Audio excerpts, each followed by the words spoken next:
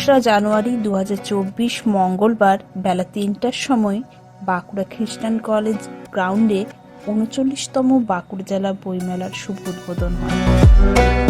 বইকে ভালোবেসে হাঁটি পদযাত্রা হয় বাঁকুড়া জেলা গ্রন্থাগার থেকে মেলা প্রাঙ্গণ পর্যন্ত। বাঁকুড়া বইমেলার উদ্বোধক ছিলেন বিশিষ্ট সাহিত্যিক শ্রী নলিনী বেরা। নলিনী বেরার কিছু উপন্যাস ও সাহিত্য চর্চা না বললেই নয়।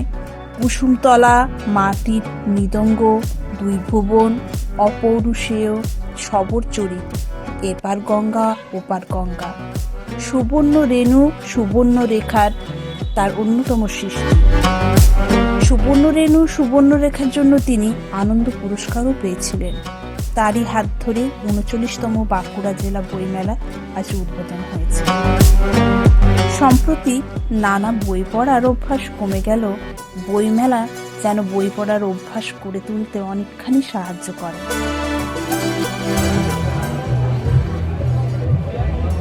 রবীন্দ্রনাথের ছোট্ট গল্পগুলোকে নিয়ে এই ইংরেজি ভার্সনটা কিছুটা আমি পড়লাম। ভাবলাম ছেলেও যদি এই গল্পগুলো পড়ে খুবই ভালো হয়, কিন্তু ছেলের জগৎ এখন তো কার্টুনের ভর্তি। উইম্পিকিট দেখলেই ও স্টপ হয়ে যাচ্ছে, সব দোকানে যাচ্ছে, এক একটি করে উইম্পিকিট নিয়ে চলে আসছে। ছেলের বই পড়ার অভ্যাস বা বইকে বন্ধ করার যে একটা ইচ্ছে, সেটা আমি ধরে রাখার জন্য ওকে অনেক গল্পের বইয়ের নেশা করিয়েছি। ম্যাগাজিন, গল্পের বই এইসব মধ্যে ও থাকুক, এটি আমি বেশি চাই।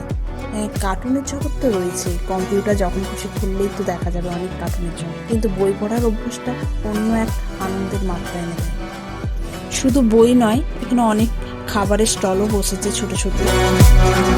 এই দেখুন, আইস পান, আইসের উপরে পান সাজানো হচ্ছে। মেলার সাথে সাথে বাচ্চাদের জন্য ছোট্ট ছোট্ট খেলনাও বিক্রি হচ্ছে। বইমেলা আজকের মতো দেখা আমার শেষ হলো। এবার বেরিয়ে পড়লাম ফুটবেলা যাবে বলে।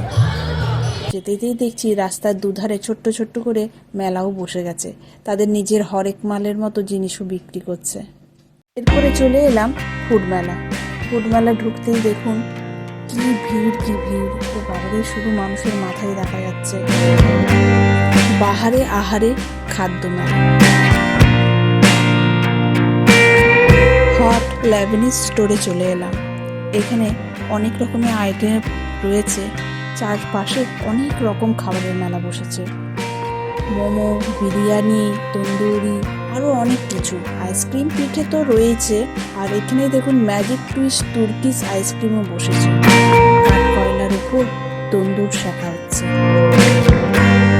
মেলাকে আরো সুন্দর করে তুলতে এদিকে পারফরমেন্সের জন্য খুব সুন্দর একটা স্টেজ করা হয়েছে, আর বিভিন্ন ভালো ভালো শিল্পী এসে এখানে পারফরমেন্স করছে।